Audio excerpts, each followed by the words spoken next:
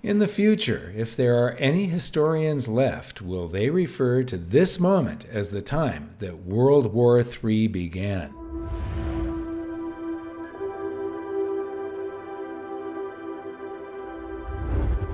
This is a very important video, and I hope you stick around to the end.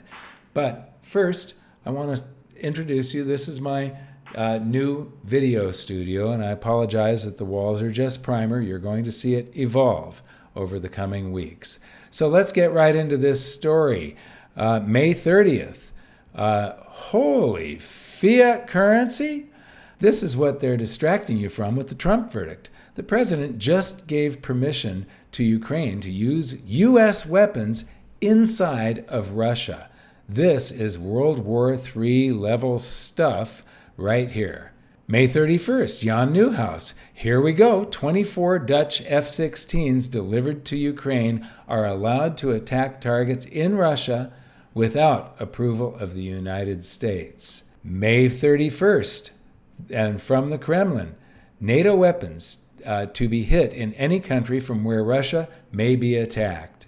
June 1st, the West is hell-bent on provoking Russia into hot war. June 2nd, is Ukraine going rogue, or did it attack Russia's early warning systems with American approval? First, the U.S. set the ball rolling by more openly allowing Ukraine to use its arms, meaning the U.S.'s arms, to strike targets inside of Russia.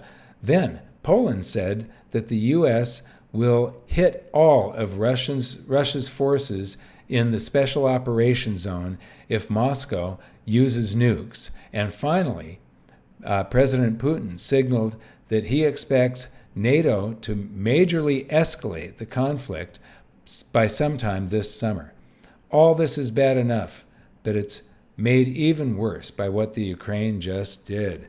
Russia confirmed that Ukraine hit at least one of its early nuclear warning systems, while Kiev claims to have targeted a second one deeper inside its opponent's hinterland. And so, moving on, we've got June 2nd. Russia strikes secret NATO command center in the Ukraine. So this is a NATO command center that they've hit. Monday, June 3rd. Start preparing for the unthinkable.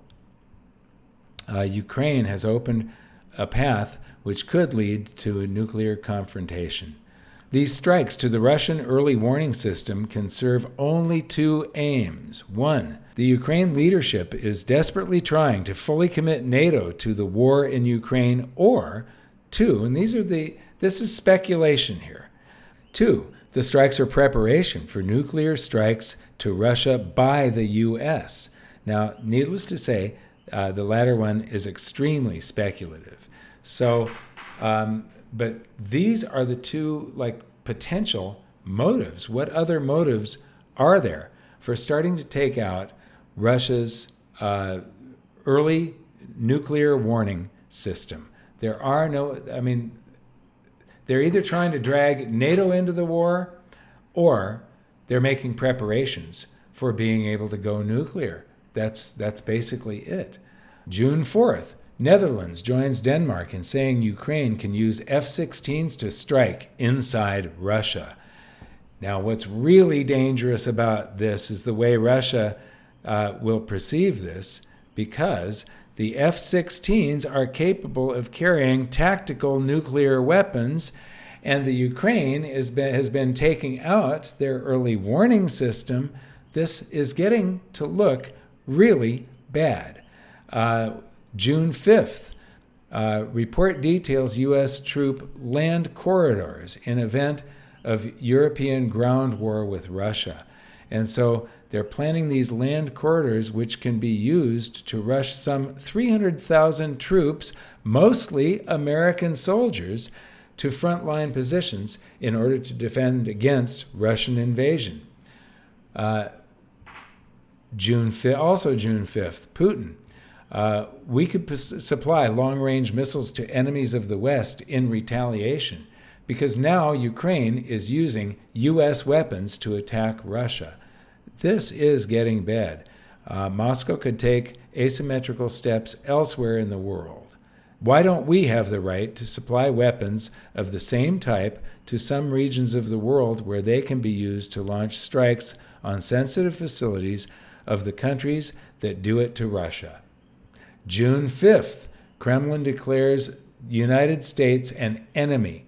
Now, this is very, very significant. For the first time, they're using the term enemy to describe the United States. In a significant shift in geopolitical relations, the Kremlin has officially declared the United States an enemy for the first time ever amid ongoing tensions over Ukraine. This is getting very, very bad. Now, we're on June 6th. Russian fleet of warships are headed to Havana to conduct war games in the Caribbean. And then, also June 6th, Russian warships steam for Caribbean as Ukraine tensions go global. And I just want to remind everybody, I live here.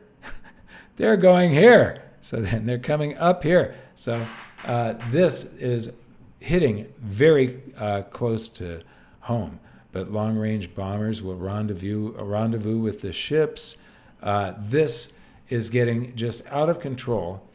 Everybody needs to sort of take a breath and try to look at this, not as an American, not as a Russian, but as you. Try to pretend that you just came down from outer space and you're trying to understand this, because all of our lives might depend on people understanding this and writing their politicians. We can't just honor the veterans. So Biden makes D-Day anniversary about Ukraine. To surrender to bullies, to bow down to dictators is simply unthinkable. If the West doesn't repel Russia, Ukraine will be subjugated, and it will not end there. Ukraine's neighbors will be threatened. All of Europe will be threatened. So this is political rhetoric that gets all of the patriotic juices flowing in young men. And we live in a very different age than in the past. We have to do a little bit more thinking. We cannot let our reptilian brain, the brain that is territorial, guide us. If we let our emotions guide us, this could have a very bad outcome. The outcome could be the end of all of our lives. So this is George Orwell in 1943. Elon Musk says, not much has changed. If you want to read it, just pause the video, because what it's about is about the media manipulating you. We live in an age of artificial intelligence, and some of these stories that I've just presented might not be true. But either way, we also live in echo chambers because of artificial intelligence.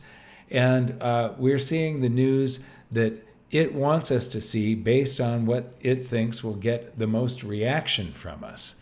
And so be very, very careful and very skeptical of everything, but also research this as much as possible and learn as much as you can about it, because it's super important.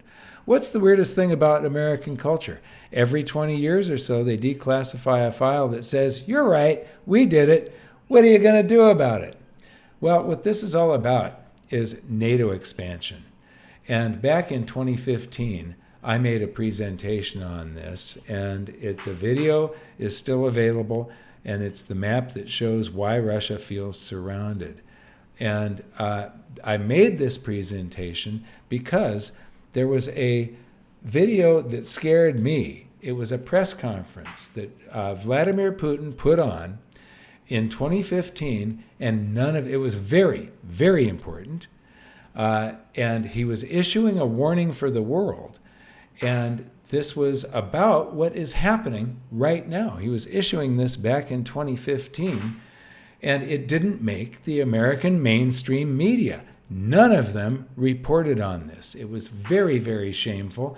The only place that you can find it, and it's still there, is on YouTube. And I urge you to take a look at my video. Take a look at this full video. In my video, I show the expansion of NATO. This is when it was first created back in 1949. Take a look at the blue countries. This brown line is what was known as the Iron Curtain. This was Russia's seaport to have access to the Atlantic. And you can see Moscow actually is slightly misplaced on this map. And there's one other mistake in this presentation. I apologize for this. I agonize over stuff like this. I do not want to ever be embarrassed. And I was embarrassed by something that happened in this presentation. In going back and forth with I've got, I had to collect maps, and because all the borders keep on changing, and then try to come up with something that's sort of common so that I could show the creep of NATO throughout the years from 1949 to today. And a frame got dropped during this, and that frame was when the USSR fell. And so I make the mistake of saying that the USSR fell on the wrong date, because I don't rehearse, I'm not going off of a script. I'm going off of the frames in my presentations are my cue. I just study this stuff, and then I talk about it, and I'm doing this on stage, just talking about it out of memory from my studies. And so I misspoke because a frame was dropped, and I've got the wrong date for the fall of the USSR. But if you take a look at where we are today, by the way, Moscow is supposed to be right about there. It's supposed to be underneath this part of the R. Anyway, the whole thing, that press conference, this is all about the Ukraine becoming a member of NATO. And Putin just feels like he cannot allow that at all costs. So this is the Cuban Missile Crisis in reverse. This is exactly the same thing. Putin is in Kennedy's position,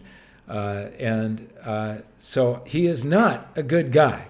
Putin is an evil, evil guy, but it takes two to tango. And if you want to understand this, and then write your congressman, write your senator, ask for calmer heads to prevail, because this could very well lead to a nuclear outcome. So I urge you to, when I did that presentation in 2015, that was before this came out, and this is 8 years ago. Why is Ukraine the West's fault? And John Mearsheimer is a professor of political science. And what I found when I released that video of my 2015 presentation is that years earlier, back in 2012, John Mearsheimer had made a video, Why Putin Has to Wreck the Ukraine. So if you go back in time and you look at the warnings we had, I mean, he was saying in 2012 why Putin has to wreck the Ukraine, why he must do this. So the warning signs were there. They were ignored. And here we are on the brink of nuclear war. All of this could have been prevented. All it takes is for a commitment for Ukraine to be neutral, to not be a NATO member. Now, this should scare everybody. This is only a minute and a half long. Russia won't lose, and if it were to lose, nuclear weapons would be used. Now, learn as much as you can about this. Try not to look at this only as an American. Look at it as a human being. Look at it as you, and understand as much of it as you possibly can. And then if you have the ambition, write your congressman, your senator, write the President of the United States. And then I want to remind everybody that this channel exists. Its mission is to enlighten the world that maximum prosperity can only be achieved through individual freedom, free markets and sound money, and that is a fact. But trying to protect all of us is another reason that this channel exists, and it's important for all of us to learn as much as possible instead of letting our emotions cause us to do some sort of political posturing that could be very, very dangerous. And lastly, gain some perspective. Take a deep breath. Watch this Carl Sagan speech about it's him reading The Pale Blue Dot. If you watched it before, watch it again. If you haven't watched it, I urge you, watch this thing and gain some perspective. I want to thank you all for watching. We'll see you next time.